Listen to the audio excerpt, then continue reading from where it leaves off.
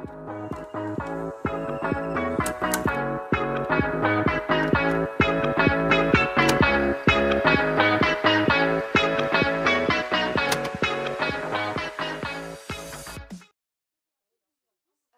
on se retrouve dans ma chambre et dans mon lit pour parler d'un sujet qui me tient quand même vachement à cœur, c'est le don de sang et le don d'organes.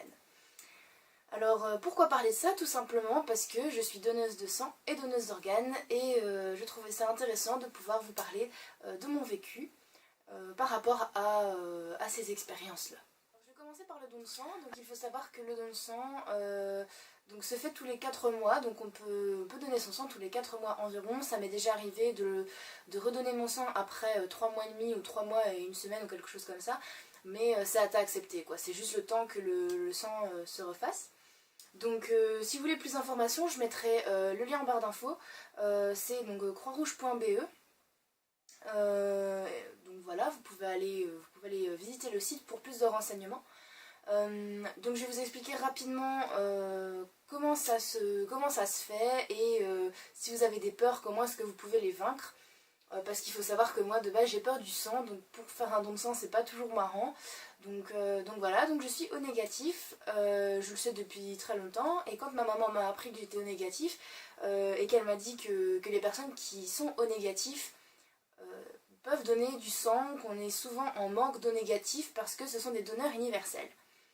Donc je crois qu'elle m'a dit ça, je devais avoir à peu près 12 ans ou peut-être un peu avant, et je me suis dit quand je pourrais donner mon sang je le ferai. Donc à 18 ans et quelques mois, dès que j'ai pu donner mon sang je l'ai fait.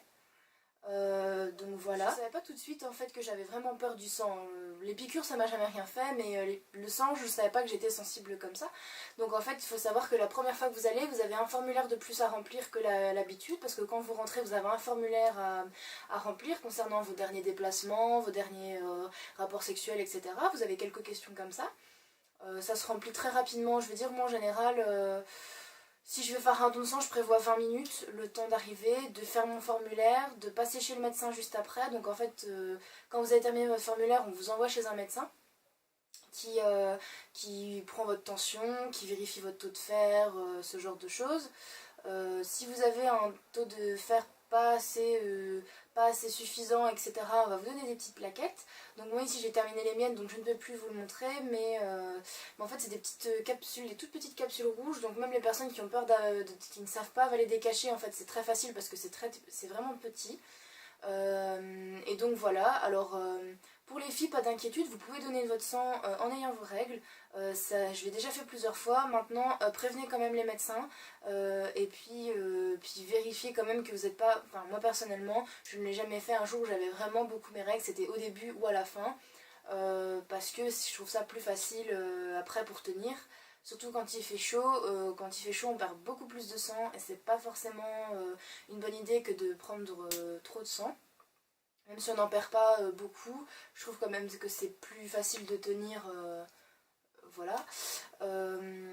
Donc quand on a fini de passer chez le médecin, après s'il y a trop de monde sur les tables pour donner son sang, en fait, vous êtes encore dirigé vers une petite salle d'attente. Et puis voilà, quand c'est prêt, on vous appelle. Alors, franchement, moi je trouve qu'il faut pas avoir peur. Moi je le dis. Donc, après, ils prennent une toute petite pochette en fait pour prendre un prélèvement de sang. Et puis ils vous prennent une plus grosse pochette qui est en lien direct en fait. Et donc voilà. Alors j'ai quelques conseils à donner. Déjà, c'est des conseils qu'on va vous donner, mais probablement pour la majorité, mais je les répète quand même. Donc déjà, tout simplement prévenir les médecins. Si vous avez vos règles et qu'on vous dit que vous avez un taux de fer pas assez suffisant, etc. Être honnête. Tout simplement aussi dire aux infirmiers ou aux infirmières si vous avez peur des piqûres ou du sang, les prévenir. Comme ça au moins ils savent vous gérer si jamais il y a un problème. Et alors les conseils, mais les plus capitaux, c'est surtout de manger avant et de boire aussi. Il faut boire suffisamment pendant la journée. Et moi ce que je fais en général, j'essaie toujours de m'arranger, comme j'habite pas loin en fait de là où se trouve mon don de sang habituel. Donc ils reviennent tous les 4 mois à peu près dans les alentours de chez moi. Donc à chaque fois qu'ils viennent près de chez moi j'y vais. Et donc en fait, j'essaie de faire en sorte de repasser chez moi pour prendre un truc à grignoter. Je grignote rapidement, je bois un verre d'eau et puis je fonce jusque là, c'est à 5 minutes à pied de chez moi. Donc j'essaie toujours de faire en sorte au moins de boire.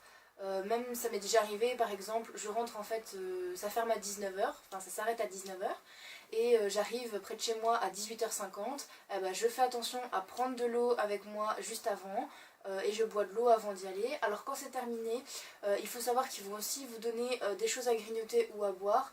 Moi ce que je conseille quand même c'est de prendre un peu une boisson plutôt sucrée. Voilà, moi je trouve que c'est peut-être un peu mieux. Des fois, moi, ça m'aide à récupérer, ça me donne un petit coup de boost. Parce qu'après, je suis un peu raplapla.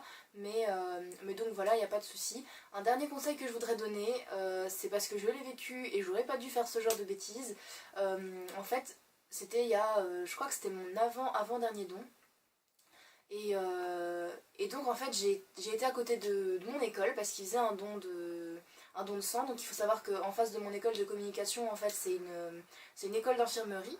Donc j'ai été avec des amis pour donner mon sang, pour les rassurer, les accompagner au cas où elles pouvaient le donner. Et j'ai demandé au médecin de ne pas me mettre une petite poche, mais elle m'a expliqué qu'il y avait des poches plus grandes, mais c'était pas des. Enfin, il y avait des intermédiaires en fait, c'était pas grosse poche, petite poche, il y avait des intermédiaires. Et je lui ai demandé de mettre au-dessus de la plus petite parce qu'à chaque fois on met une petite. Et donc bah voilà, elle m'a donné ma plus grande poche, j'ai fait ma plus grande poche.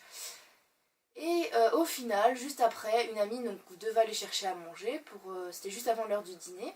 Donc on s'en va pour chercher à manger. Et là, je me suis retrouvée à faire une sorte de crise, là, une baisse de tension, mais faramineuse. On a marché, mais allez quoi, je dirais 5 minutes.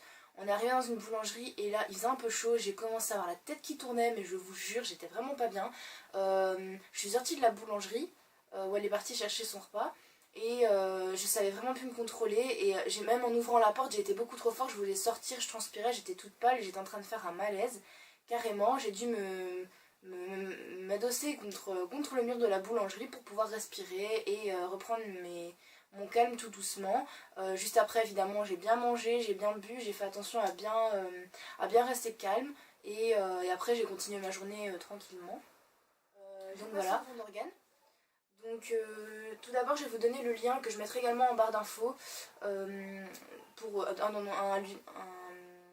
je mettrai un lien en fait d'un site sur lequel vous pouvez aller vous renseigner sur les différents types de dons, donc que ça soit à la science, que ça soit à la médecine, enfin je veux dire pour donner ses organes à quelqu'un d'autre, que ça soit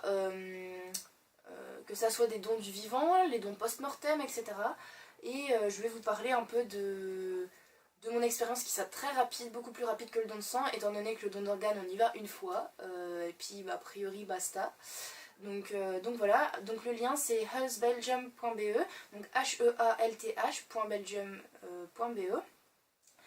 Donc déjà, moi je voulais être donneuse d'organes, je crois que je devais avoir 15 ou 16 ans. Alors tout simplement parce que je me suis dit aussi que de par mon groupe sanguin, je pouvais sûrement le donner. Et puis je suis pas quelqu'un qui fume, je suis quelqu'un, j'ai pas un mode de vie non plus super sain. Mais je pense quand même avoir un bon mode de vie et du coup je pense que j'ai des organes qui pourraient servir.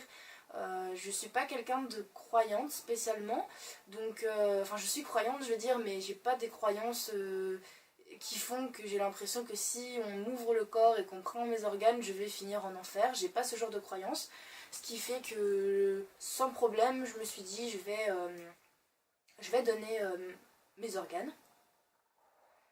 Il faut savoir que donc quand j'ai été, donc je devais avoir 18 ans et demi je crois. J'ai eu mes 18 ans au mois de décembre et j'ai fait mon don d'organes au mois de mars. Il me semble que c'était le mois de mars, ouais. Donc voilà, aujourd'hui j'ai 21 ans, ce qui fait que ça remonte un tout petit peu. En fait vous allez à votre commune, donc ça c'est pour les Belges. Vous allez donc à la commune, a priori j'imagine que pour les Français ça doit être à peu près pareil. Donc quand vous allez à la commune, vous allez à l'accueil, vous demandez pour avoir le service qui s'occupe des dons d'organes, donc c'est tout ce qui se rapporte aux citoyens. Et à ce moment-là, en fait, on va vous donner un petit formulaire que vous devez remplir pour savoir un peu quel type de don vous voulez faire, etc. Alors, je me rappelle plus exactement des questions, honnêtement. Je me souviens juste qu'elle m'a demandé si je voulais faire après ma mort, de mon vivant, comment ça se passait. Elle me posait des questions un peu sur ma motivation.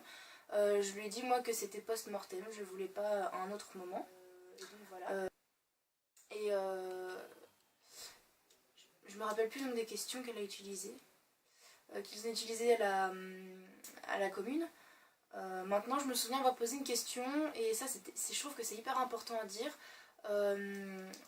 En fait ils m'ont demandé, enfin moi je leur ai demandé en fait si on pouvait noter sur la feuille qu'on voulait pas donner certains organes. Donc par exemple moi des organes que j'ai pas trop envie de donner ce sont mes yeux.